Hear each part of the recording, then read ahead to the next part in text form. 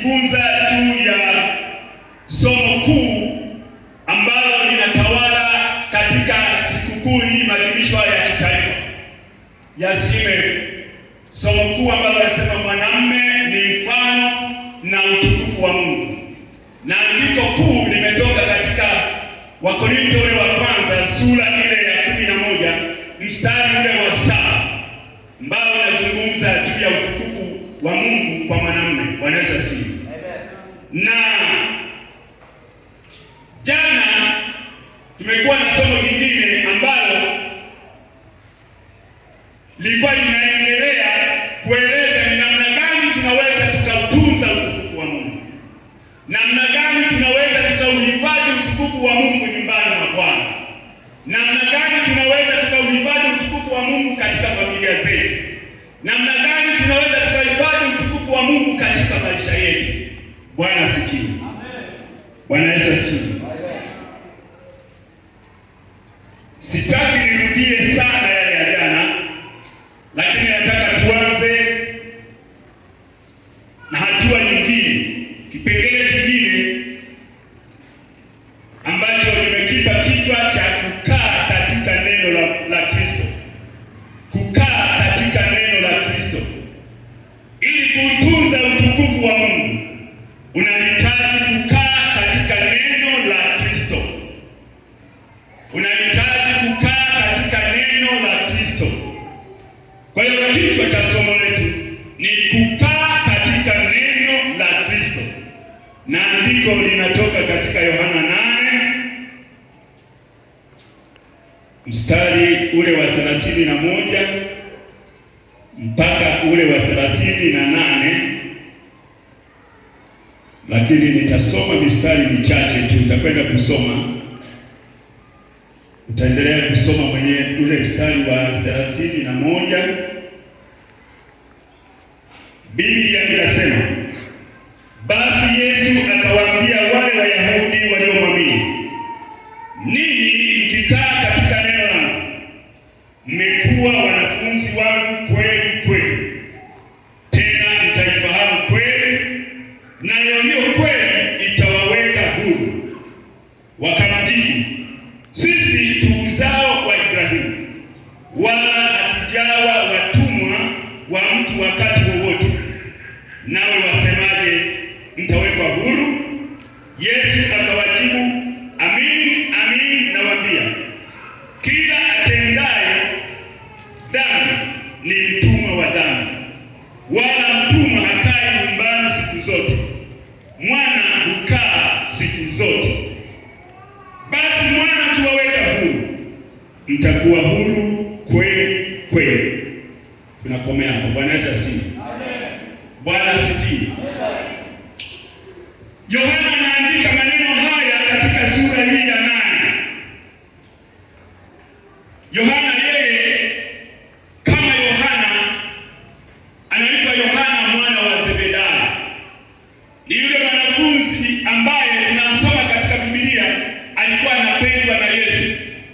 Wakati wote, wakati mara nyingi tunasoma katika Biblia mahali alipo Yesu, yeye alikuwa karibu sana na Yesu.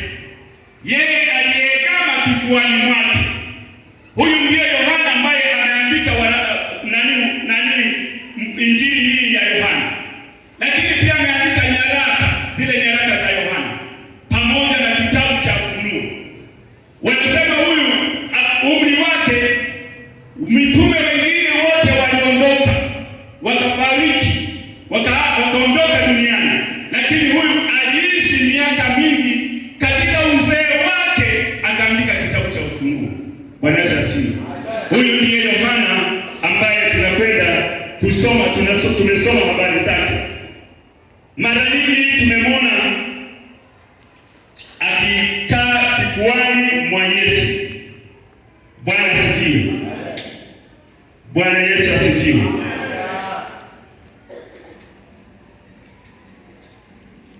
Katika ule mstari wa 13, katika ile sura ya 13 mstari wa 23, kuthibitisha hilo inasema, na palikuwa na mmoja wa wanafunzi wake ameegama kifuani pa Yesu, ambaye Yesu alimpenda.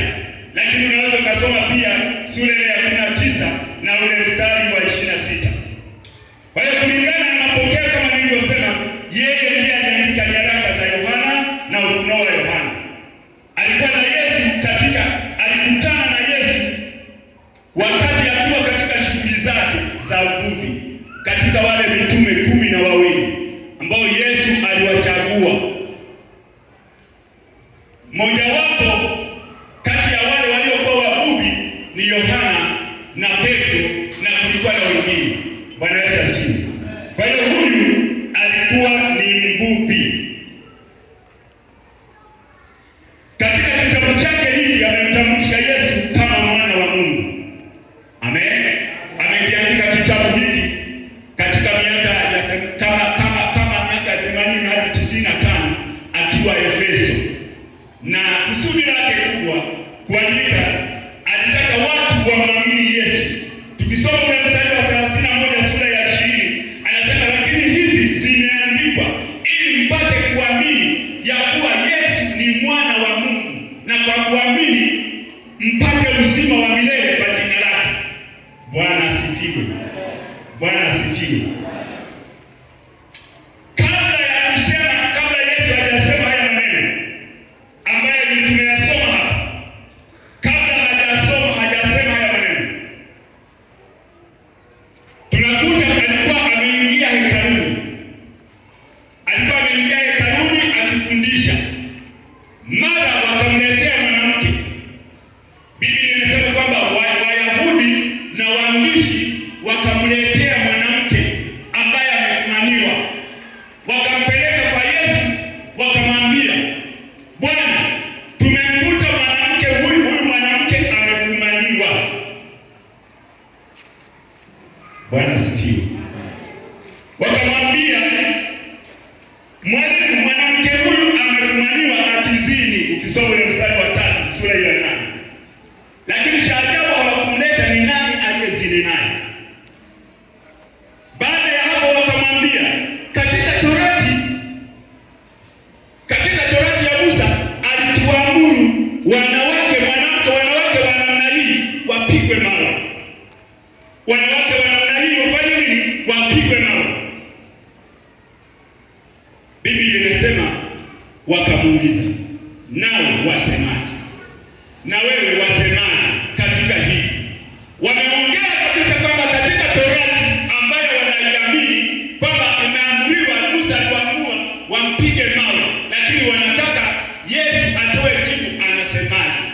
Na ndani ya mioyo yao hawakuizungumza hilo kwa nia njema, walikuwa wanamjaribu. Bwana Yesu asifiwe. Katika kuwajibu Yesu akawaambia jambo moja tu. Tunalisoma katika mstari ule wa 8 katika sura hii ya 8. Tunalisoma nasema, akamwambia neno moja tu, kwambia yeye asiye na dhambi miongoni mwenu na awe wa kwanza wa kumtupia jiwe. Yeye asiye na dhambi miongoni mwenu na awe wa kwanza wa kumtupia jiwe huyu mama. Biblia inaendelea kusema hao jamaa baada ya kusikia hivi, Biblia inasema wakashitakiwa na dhamiri zao. Dhamiri zao zikawashitaki. Kila mmoja akaanza kujiona jinsi alivyo, kwamba hakuna anayeweza akasimama kwa ujasiri akatoka mbele kumtupia mawe yule mama. Bwana Yesu asifiwe. Bwana asifiwe. Hawa walikuwa ni wanaume wa Kiyahudi, wanaume ambao Biblia inasema kwamba wamemwamini Yesu. Bwana Yesu asifiwe. Kwa hiyo kukawa hakuna ambaye amemtupia jiwe. Yesu alipoinua kichwa, yule mwanamke alikuwa amebaki peke yake, na Yesu hakuwa na jambo jingine la kusema. Akamwambia, mwanamke, enenda zako usitende dhambi tena. Enenda zako usitende dhambi tena. Hili ndilo neno alilozungumza Yesu kwa huyo mwanamke, kwamba akiondoka hapa asirudie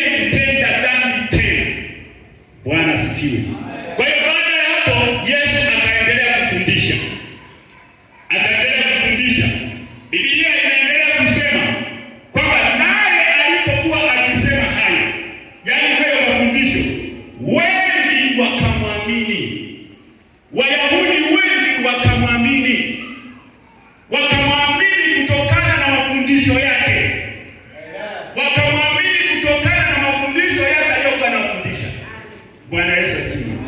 Wengi wakamwamini.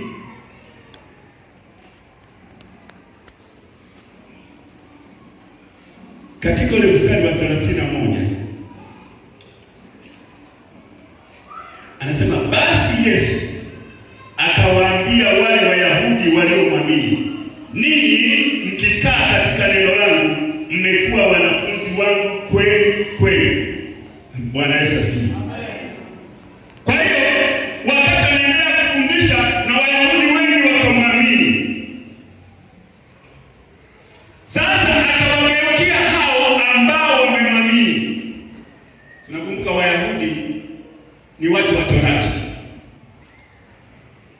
ni watu wa Torati, watu wa sheria, na mara nyingi wao walitarajia watapata Masihi, walitarajia Masihi ambaye atawatoa katika utumwa, atawarudishia ufalme wao, maana wakati huo himaya ilikuwa chini ya Warumi. Sasa Wayahudi mpaka kumwamini Yesu ilikuwa ni kazi, ilikuwa ni kazi.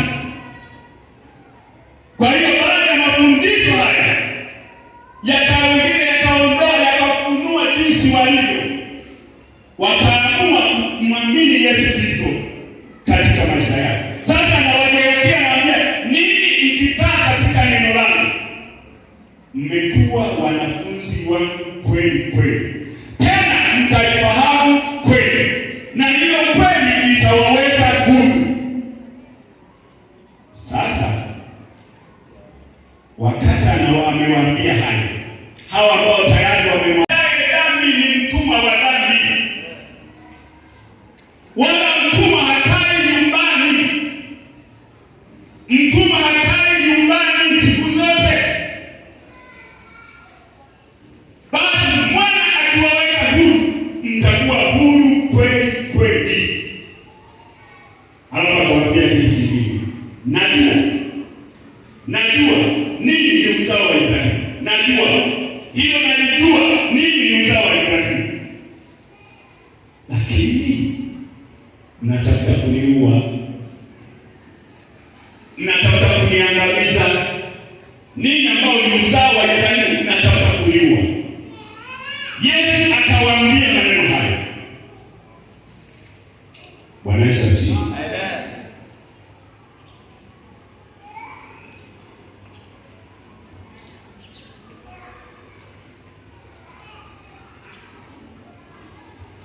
Akaendelea kuambia mstari wa 38, akasema, niliyoyaona kwa Baba ndiyo niyanenayo, nani ndivyo hivyo mliyoyasikia kwa baba yenu ndiyo niyatendayo.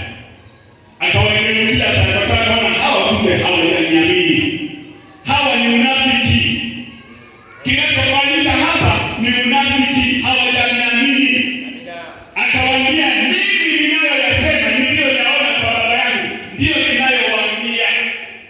Anadhihirisha kwamba yeye haya anayoyazungumza sio yake moyoni mwake, ameyatoa kwa Baba, amewaletea waweze kuyasikia, ili aweze kubadilisha maisha yao, ili aweze kubadilisha nyumba zao, yaweze kubadilisha familia zao, na utukufu wa Mungu ukafunike katika maisha yao. Akawaambia, ninyi mnayoyasikia ndiyo myatendayo. Amen. Bwana Yesu asifiwe. Maana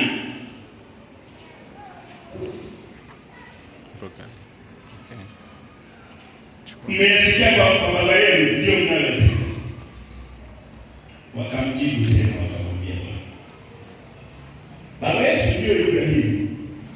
Yesu akamwambia, kama mlikuwa watoto wa Ibrahimu mngezitenda kazi za Ibrahimu. Ibrahimu alimwamini Mungu akahesabiwa haki. Ibrahimu alisimama na Mungu katika imani, ni baba wa imani. Alimwamini Mungu, aliambiwa ondoka, akaondoka kaenda mahali asipokujua. Anategemea msiku ya Mungu, Mungu atamwelekeza wapi. Mungu atakaposema niende, nitaenda huko huko. Maana ameniambia niende, uelekeo atanipa Mungu, ndiye atanipa Mungu. Akaamua kuondoka. Bwana Yesu asifiwe. Lakini ninamjua Ibrahimu. Bwana sifiwe. Maneno haya Yesu alikuwa anawaambia Wayahudi waliomwamini.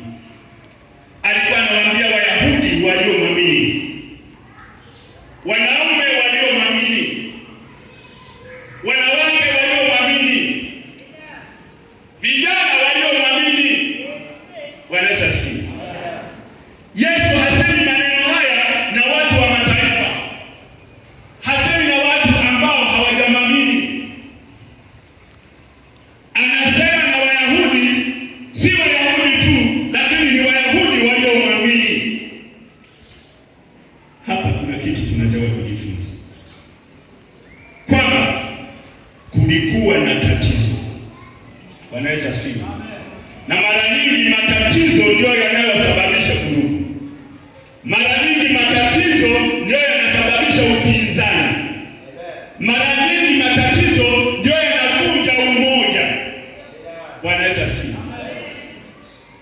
Bwana Yesu asifiwe. Kwa hiyo kulikuwa na tatizo.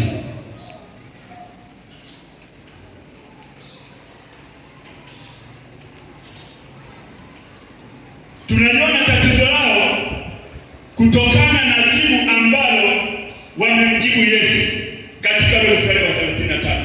Anasema sisi tu uzao wa Ibrahimu, hatujawa watumwa wa mtu wakati wowote. Kwa hiyo tatizo lao la kwanza ni nini? Hawajitambui bado kama wamemwamini Yesu. Hawajitambui bado kwamba wamemwamini Yesu.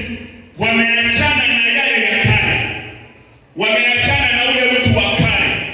Wamemwamini Yesu, lakini anasema hatujawa watumwa. Wakati walikuwa ni watumwa, na wakati wanahubiriwa, walikuwa wanahubiriwa kuondoa kukongwa na dhambi katika maisha yao. Wakasema hatujawa watumwa. Bwana Yesu asifiwe. Kwa hiyo hawajitambui, wamemwamini Yesu lakini bado wanatumikishwa na dhambi. Yesu ameliona tatizo hili, kwamba hawajitambui. Bwana Yesu asifiwe. Hawajamwamini. Kama tutamtambua Yesu, kama tutajitambua sisi wenyewe, tukamwamini Yesu kama Bwana na Mwokozi wetu, tukaenenda katika njia zake, tukaenenda katika mapenzi yake, yapo mambo mengi ambayo Bwana atayafanya juu ya maisha yetu. Bwana Yesu asifiwe. Hakuna jambo baya, hakuna jambo linaloweza kuleta kusimamisha, kudumaza maendeleo ya mahali fulani, iwe ya taasisi, iwe ya jumuiya, iwe ya familia, kama kutokujitambua. Bwana Yesu asifiwe. Mahali fulani msipojitambua ninyi ni kina nani, hawakujitambua, sasa wamebadilika kumwamini Yesu Kristo. Maana kwamba ni kuacha utu wa kale na kuwa mpya. Biblia inasema hata imekuwa mtu akiwa ndani ya Kristo amefanyika kuwa kiumbe kipya, na tazama ya kale yamepita, yamekuwa ni mapya. Bwana Yesu asifiwe.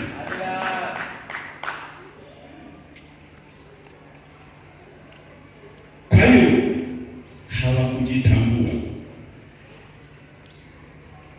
Na jambo la pili ni kwamba hawakumwamini Yesu, hawajamwamini Yesu kwa kujitoa na kumtegemea, na kwa sababu hiyo watakuwa katika dhambi zao na katika utumwa wao.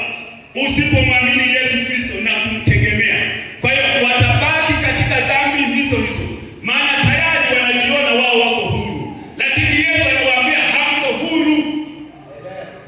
Wao wanajiona wako huru, kwa hiyo watabaki katika dhambi zao, watabaki katika matatizo yao. Ndio shida ya kutokujitambua. Bwana Yesu asifiwe.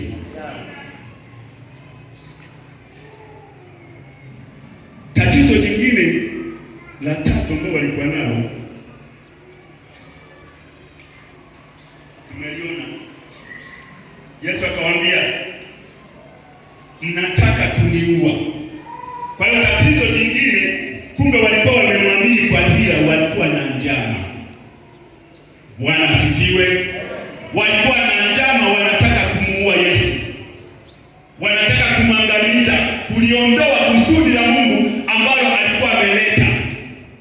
Bwana Yesu asifiwe. Kwa hiyo hilo ni tatizo ambalo walikuwa nalo.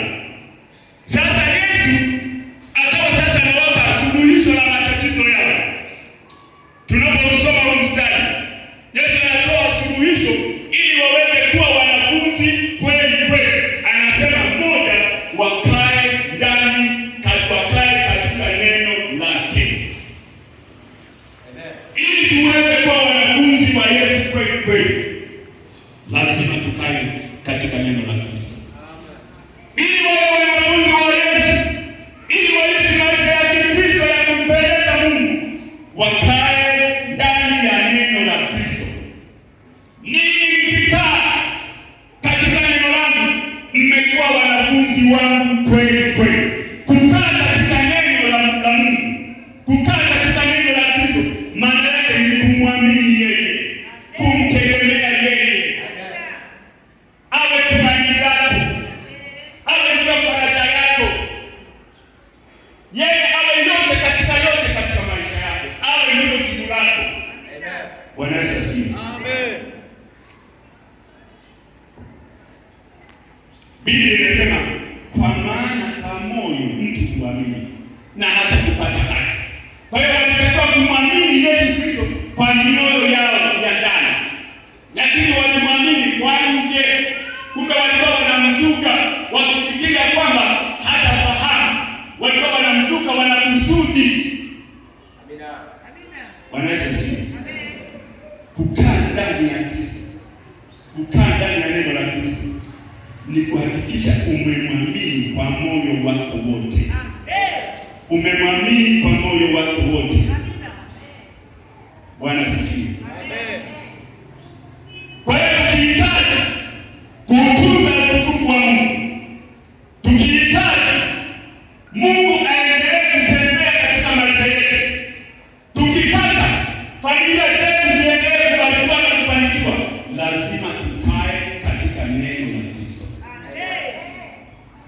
Neno la Kristo lina nguvu. Neno la Kristo litakushindia. Mtumishi wa Mungu katika Zaburi akaandika, katika ile Zaburi ya 119 ule mstari wa 11, akasema moyoni mwangu nimeliweka neno lako, nisije nikakutenda dhambi. Neno la Mungu likikaa ndani ya moyo wako, neno la Mungu likikaa ndani ya moyo wako, litafanyika kuwa tumaini, litafanyika kuwa tarajio ya mambo yako yote. Ukamtegemea, hautamtenda Mungu dhambi. Litakuepusha, litakuwa ulinzi wako. Bwana Yesu asifiwe. Amen. Jina la Bwana libarikiwe. Tuwe watu wa kujifunza neno la Mungu. Yesu anapoambia ninyi mkikaa katika neno langu, anataka wawe na maisha ya kujifunza. Maisha ya mtu wa Mungu ni maisha ya kujifunza. Tunapohubiriwa hapa isitoshe tukaishia hapa. Tunahitaji tulichukue neno la Mungu tulisome. Amen. Tulisome neno la Mungu. Watu wengi leo hawasomi neno. Wengi hawasomi neno. Wanasubiri mchungaji Jumapili, wanasubiri mchungaji Jumatano, wanasubiri mchungaji Ijumaa, wanasubiri viongozi wa idara katika siku ya idara, wanasubiri semina ikitangaza ndipo waweze kusoma neno. Namna hiyo hatutapona. Bwana Yesu asifiwe. Amen. Lakini kama tungekuwa wasomaji wa neno, tukachimbua neno, ukachimbua neno, utajua, tutajua namna gani Bwana tunahitaji kumtumikia. Bwana Yesu asifiwe. Amen. Jina la Bwana libarikiwe. Amen. Kwa hiyo anawataka kuona wanaishi maisha ya kujifunza, waishi maisha ya kujifunza, wakubali kufundishwa. Yesu amefundisha, amewaambia wataamini. Sasa anawaambia habari ya mambo ya kuweka huru, wanamrudishia. Anataka wakubali kufundishwa. Kama tutakubali kufundisha, tutabaki watumwa wa dhambi. Tutabaki katika hali ile ile. Bwana Yesu asifiwe. Watu wengi wanashindwa kusimama katika wokovu kwa sababu wameshindwa kukaa katika neno. Tulikuwa na wasichana wazuri, tulikuwa na wavulana wazuri, walikuwepo wamama wazuri, walikuwepo wababa wazuri, wakisimama katika kanisa, walikuwa nguzo katika kanisa, walishikamana na mchungaji wao, walishikamana katika huduma, wakiimbisha sifa, Roho wa Mungu anashuka. Lakini leo hatuwaoni. Tunakutana nao kule mitaani, wamevaa vinini, tunakutana nao kule mitaani, wanakata mitaa, wamevaa kiajabu ajabu, wamepotea, wamerudi dhambini. Kwa sababu gani? Hawakukaa katika neno. Ukishindwa kukaa katika neno, ukashindwa kujifunza neno la Mungu linasema nini, lazima utashindwa tu. Bwana asifiwe. Kushinda tutashindwa, kwa sababu neno la Mungu ndio chakula.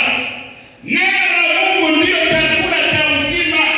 Yesu akamwambia yule ibilisi, shetani mbaya yule, alipomwambia geuza mawe haya yawe mkate uweze kula, maana una njaa na siku 40, geuza mawe haya sasa uweze kula. Yesu akamwambia mwanadamu hataishi kwa mkate, mtu hataishi kwa mkate, bali kwa neno, kwa kila neno litokalo katika kinywa cha Mungu.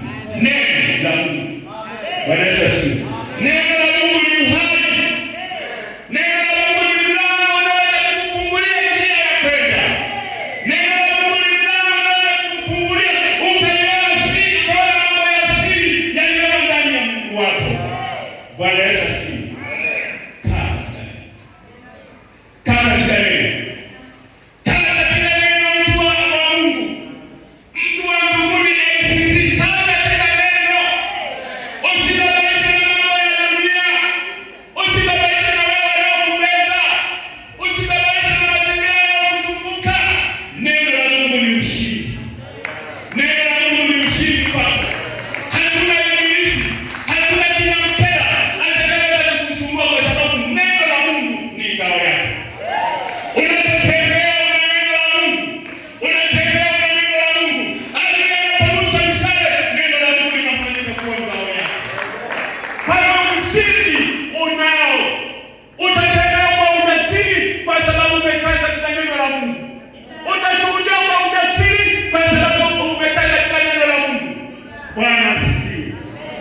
Bwana asifiwe.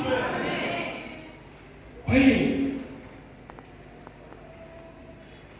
wengi hawapo leo kwa sababu walishindwa, wakazifuata tamaa za dunia, wakarudi kuvua samaki. Tumishi wa Mungu, ishi kwa kujifunza neno la Mungu. Hatujafika bado, nilisema jana na juzi, hatujafika safari bado inaendelea. Paulo akasema na kaza mwendo na ikitumilia thawabu ya wito mkuu wa Mungu, maana hajafika, anataka afike katika kusudi lililokusudiwa. Anataka ipeleke Injili mpaka mahali ambapo Mungu anataka afike. Anataka shuhudia mpaka mahali ambapo Mungu anataka afike. Anataka fundisha kama Mungu anavyotaka fundisha.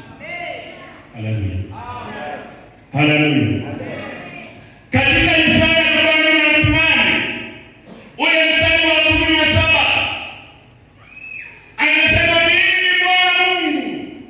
mimi Bwana Mungu wako nikufundishaye ili upate faida. Nikufundishaye ili upate faida. Neno la Mungu linakufundisha, kusudi la Mungu kukufundisha ili upate faida. Na faida yake utaiona mbele ya safari. Na faida yake utaiona hata sasa. Na faida yake inaendelea kukuzingira wakati wote, kama ukisimama kujifunza kwa neno la Mungu. Mimi ni Bwana Mungu wako. Anajitambulisha yeye ni Mungu wako. Yeye ni Mungu wako, si Mungu wa watu wengine. Mungu wako. Yaani wana ujasiri na ujivunie kwamba Mungu anasema yeye ni Mungu wangu. Bwana Yesu asifiwe.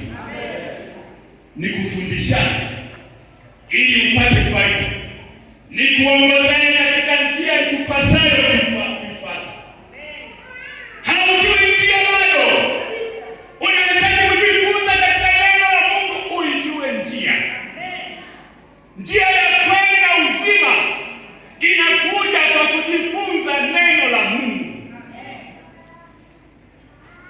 njia